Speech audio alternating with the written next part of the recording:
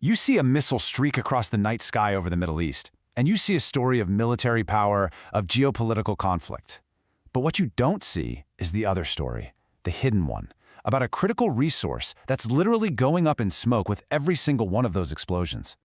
So when you think about the cost of these operations, you probably think in dollars, right? How many millions for that missile?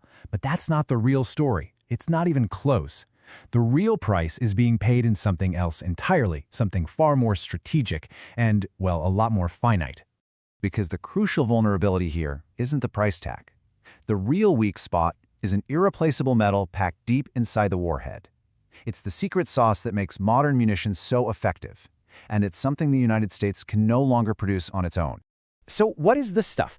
We are talking about tungsten. You might have heard of it, maybe in high-end drill bits or old-school light bulb filaments.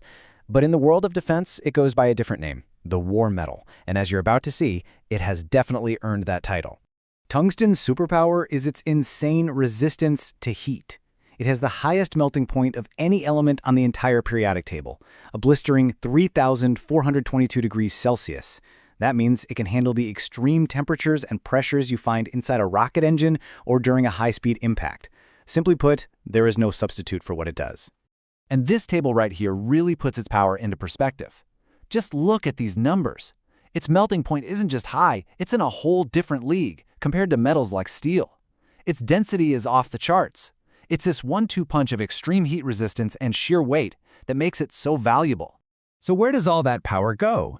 Well, that incredible density is perfect for what are called kinetic energy penetrators. Basically, you can think of them as super heavy darts that can punch through concrete bunkers and tank armor without even needing a chemical explosive. It's also used in warhead casings, in rocket nozzles that have to contain unbelievable forces, and even to shield sensitive electronics. It is the hard-hitting core of modern weapons. Okay, so this metal is obviously critical, which begs the question, where do we get it? And, well, this is where the story takes a sharp turn from a science lesson into a full-blown geopolitical crisis. The US has a very dangerous dependency, and it all points to one single place. Just take a look at this. An absolutely staggering 83% of the entire world's primary tungsten production is controlled by one country, China. Vietnam and Russia are tiny players in comparison, and the rest of the world barely even makes a dent. This isn't just a market majority, folks. This is a choke point. So how in the world did we get here? Well, this wasn't an overnight thing. This was a vulnerability that was decades in the making. After the Cold War, the US started selling off its massive strategic stockpiles. It was cheaper to buy from overseas. And by 2015, the very last major tungsten mine in the country, it just shut down. Today, our domestic primary production is zero. Zilch. And now, that quiet little vulnerability is being exposed in real time.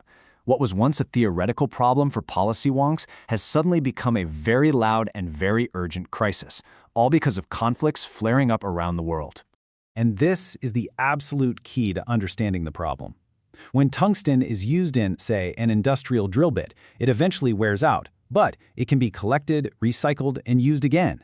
But when it's packed into a missile, it's vaporized on impact. It's gone forever. It is a one-way trip. Every single shot fired is a permanent loss from the world's supply. So what happens when demand skyrockets and the supply is this fragile? You get this.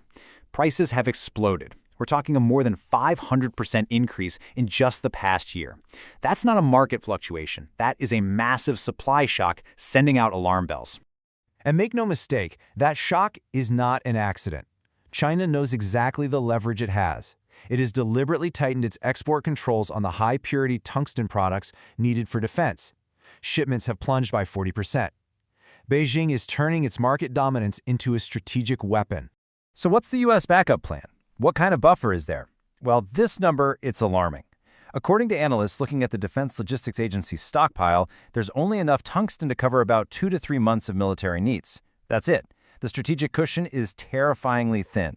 This new reality of scarcity has created an absolute geopolitical trap for military planners in Washington. It's forcing them to make an almost impossible choice between the conflicts we have today and the ones we might face tomorrow. And here's the dilemma in a nutshell. On one hand, you have constant threats in the Middle East that require using these high-tech tungsten-heavy munitions right now. But on the other hand, you need to deter a potential major conflict in the Pacific, maybe over Taiwan. And deterrence relies on having a massive reserve of those exact same weapons. You can't have it both ways. Every missile fire today is one less missile available to deter a bigger war tomorrow. You can imagine the panic buttons being pushed inside the Pentagon. This realization has set off a frantic scramble. The U.S. and its allies are now in a desperate race against time to fix a vulnerability that was ignored for years. And believe me, the solutions are not fast or easy. And they're trying a bit of everything. Just before the Iran strikes, the Pentagon sent an emergency call to mining companies to boost output. Old, forgotten mining projects in Nevada and Utah are suddenly getting a second look. Allies are stepping up, with South Korea restarting a huge mine and new projects popping up in Spain. Even so-called urban mining, just recycling scrap industrial tools, has become incredibly profitable. But here is the fundamental, inescapable problem. The stockpile is being burned through in a matter of months. Bringing a new mine online to replenish it, that takes years. There is a dangerous, gaping hole between how fast we're using this stuff and how fast we can get more. And all of this leads to this one stark conclusion. The next war may not be lost on the battlefield. It may be lost in the supply chain. It completely reframes how you think about military power, doesn't it? The battle for supremacy isn't just fought with soldiers and jets anymore. It's fought in the mines, the refineries, and the shipping lanes. And it forces you to ask, what really measures a nation's strength? Its arsenal of weapons, or the rare metals packed inside them?